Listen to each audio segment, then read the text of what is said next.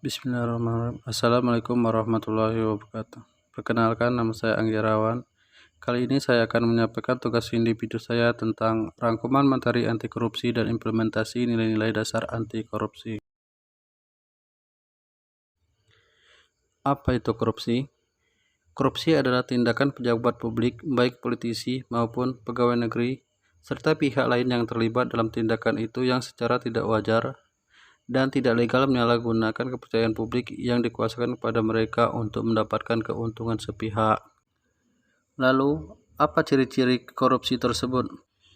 Ciri-ciri korupsi: pertama, dilakukan oleh lebih dari satu orang. 2.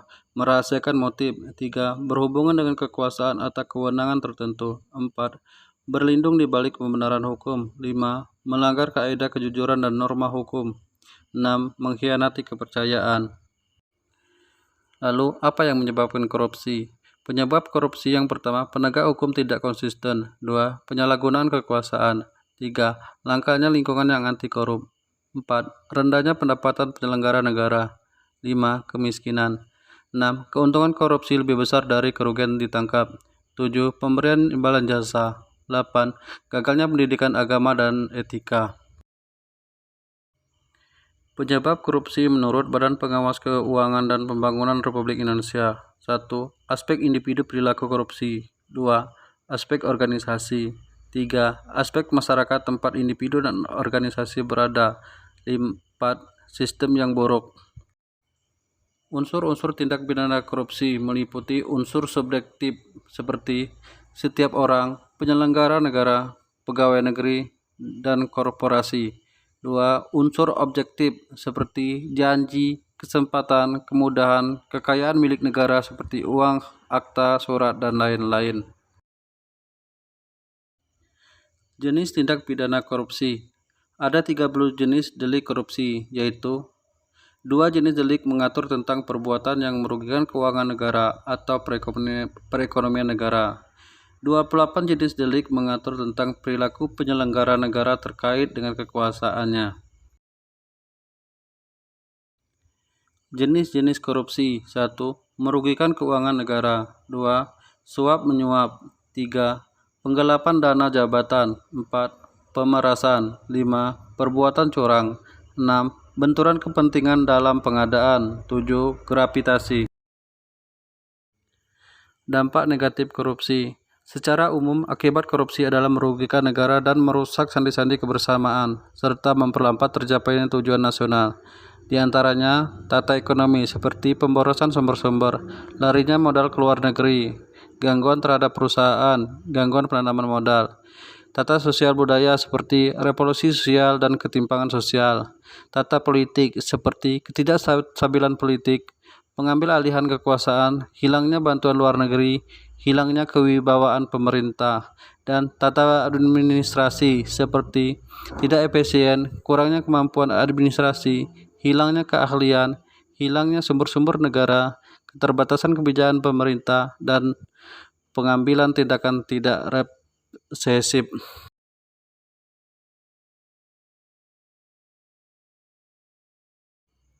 Selanjutnya, kenapa bisa terjadi korupsi? Korupsi terjadi karena ada niat dan kesempatan, terpaksa, memaksa, dipaksa, banyak atau sedikit, yang namanya korupsi. Secara individual, aspek mana yang bisa kita lakukan untuk mencegah terjadinya korupsi? Langkah anti korupsi. Yang pertama, perbaiki sistemnya, yaitu peraturan perundang-undangan, tata kerja pemerintahan, pemisahan aset negara dan pribadi, menegakkan etika profesi dan sanksi tegas, prinsip good governance, optimalisasi pemanfaatan teknologi. Perbaikan manusianya. Yang pertama, moral manusia sebagai umat beriman. 2. Moral sebagai satu bangsa. 3. Kesadaran hukum, sosialisasi dan pendidikan anti korupsi, mengentaskan kemiskinan, meningkatkan kesejahteraan, dan yang terakhir memilih pemimpin bersih, jujur, dan anti korupsi. Lalu, bagaimana cara kita menghindari perilaku korupsi?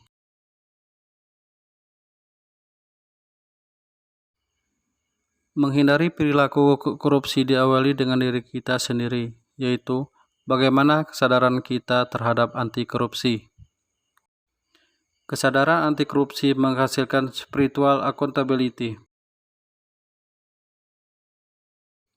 Sedangkan spiritual accountability menghasilkan tujuan hidup dan kesadaran hidup terus dipertanggungjawabkan.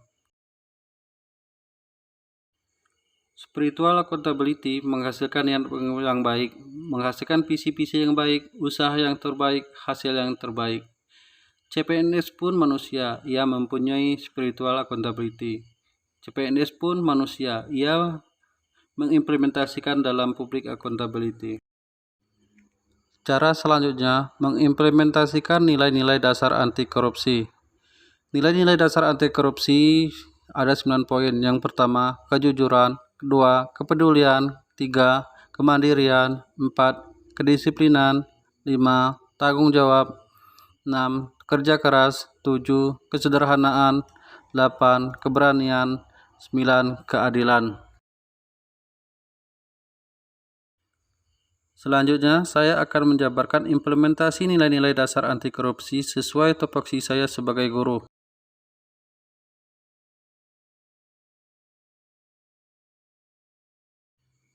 Kejujuran. Kejujuran dapat dilakukan dengan cara mengakui kesalahan dan kekurangan, terus berusaha menjadi yang terbaik dalam menjalankan tugas. Kepedulian. Membuang sampah pada tempatnya merupakan kepedulian kita terhadap lingkungan. Saling membantu sesama, terutama terhadap siswa yang mengalami kekurangan. Kemandirian. Kemandirian dilaksanakan dengan cara mengerjakan tugas dengan penuh tanggung jawab, tanpa ketergantungan terhadap orang lain. Kedisiplinan. Datang dan pulang tepat pada waktu sesuai aturan yang berlaku. Memulai pelajaran dan menyelesaikan pembelajaran sesuai dengan jadwal yang ada. Bertanggung jawab. Bertanggung jawab dengan pekerjaan sebagai guru merupakan nilai dasar anti korupsi. Mengerjakan tugas secara maksimal dengan profesional. Kerja keras. Melakukan pekerjaan secara maksimal. Mengajar dengan semangat yang tinggi tanpa mencampur adukan masalah pribadi.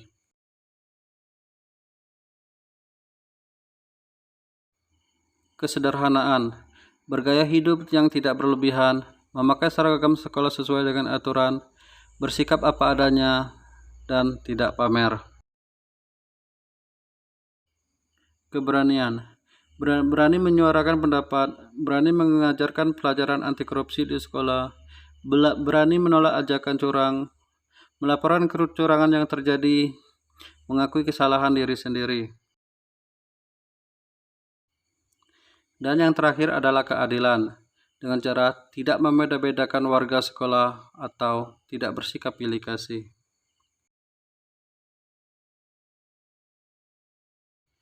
Sebagai warga negara yang baik, kita harus menerapkan nilai-nilai anti korupsi. Apapun pekerjaan yang kita emban, mari kita mulai dengan diri kita sendiri untuk menjauhi hal-hal yang berbau korupsi, agar Indonesia terbebas dari korupsi. Demikian apa yang dapat saya sampaikan. Wassalamualaikum warahmatullahi wabarakatuh.